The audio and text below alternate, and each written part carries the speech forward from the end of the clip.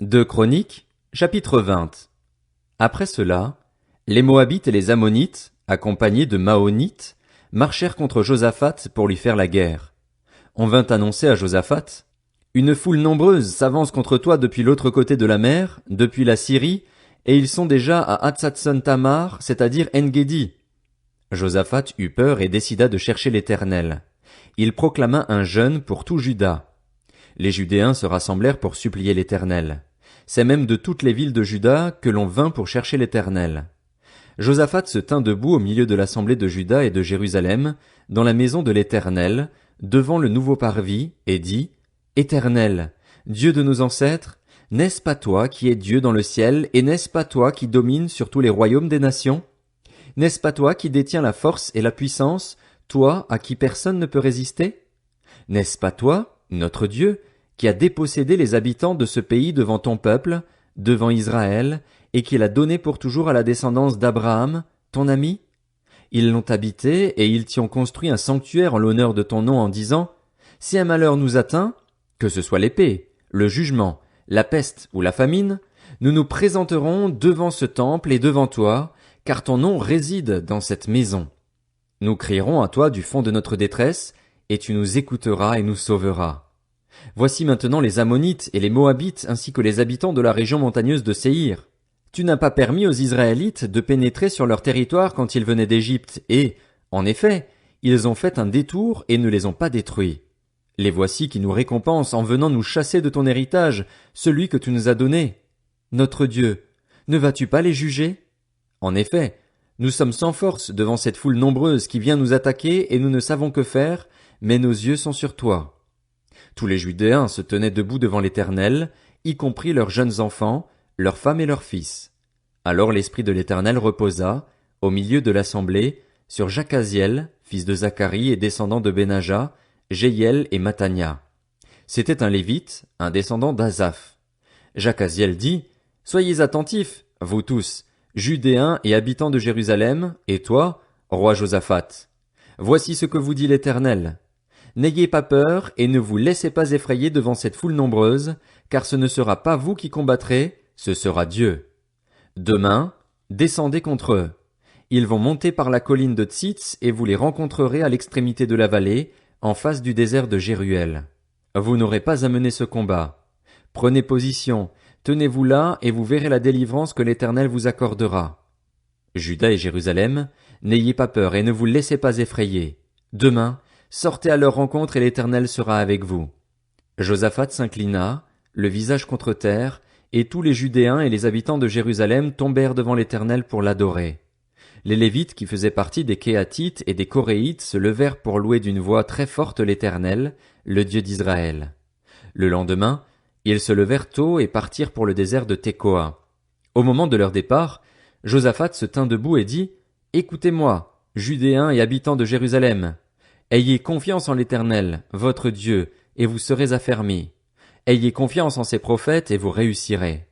Puis, en accord avec le peuple, il désigna des musiciens qui, couverts d'ornements sacrés, célébraient l'Éternel tout en marchant devant l'armée et disaient: Louez l'Éternel! Oui, sa bonté dure éternellement!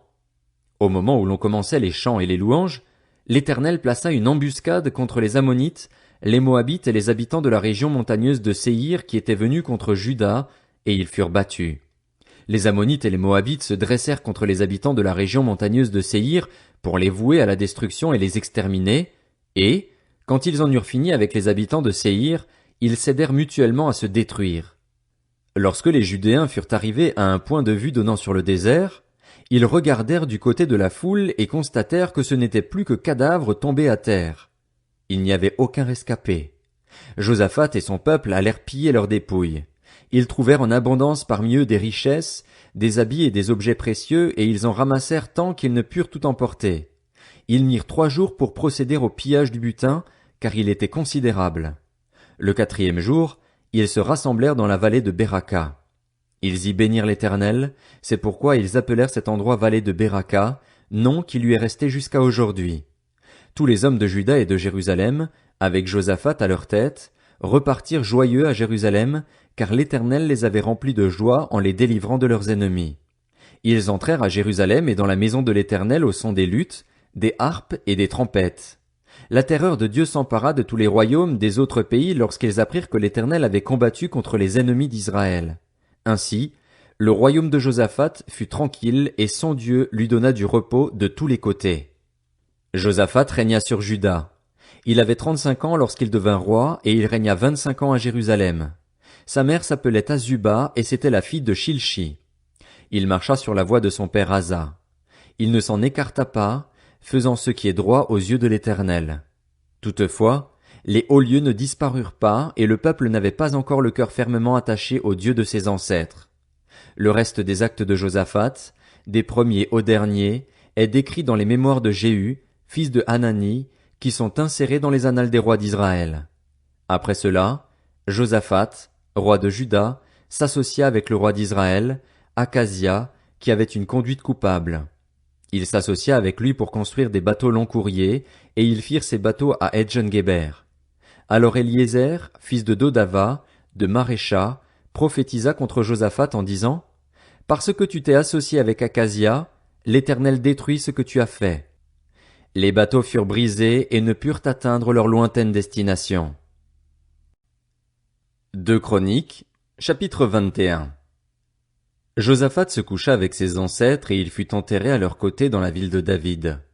Son fils Joram devint roi à sa place. Joram avait des frères, d'autres fils de Josaphat, Azaria, Jéhiel, Zacharie, Azaria, Michaël et Shéphatia. Ils étaient tous fils de Josaphat, le roi de Juda.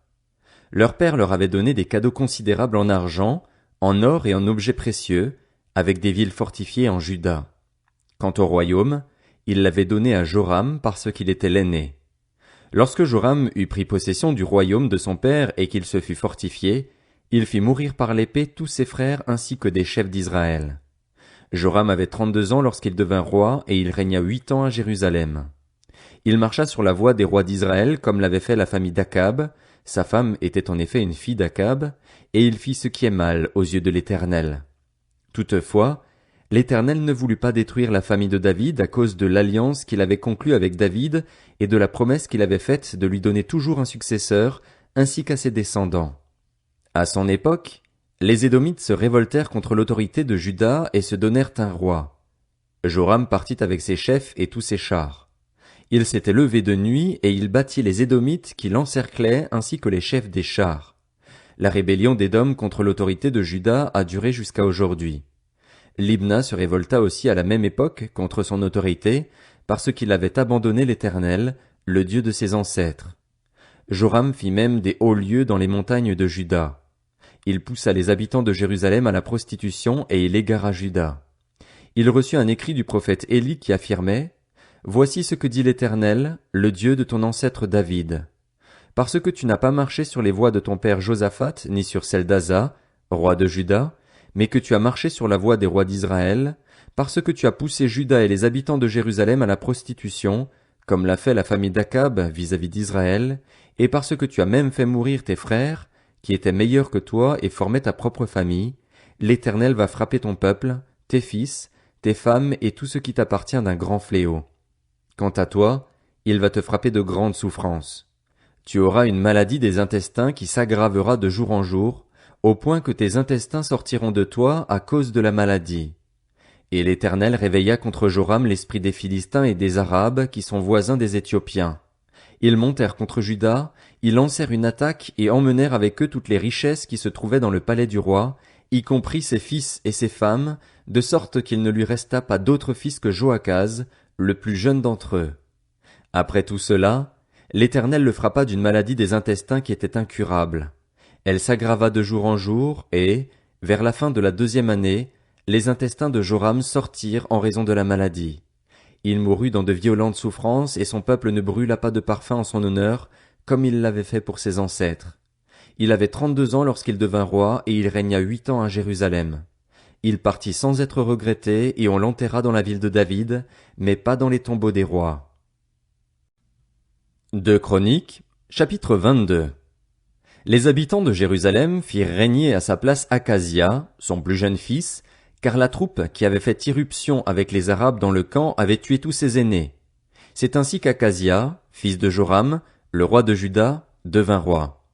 Akazia avait 22 ans lorsqu'il devint roi et il régna 1 an à Jérusalem. Sa mère s'appelait Athalie et c'était la petite-fille d'Omri.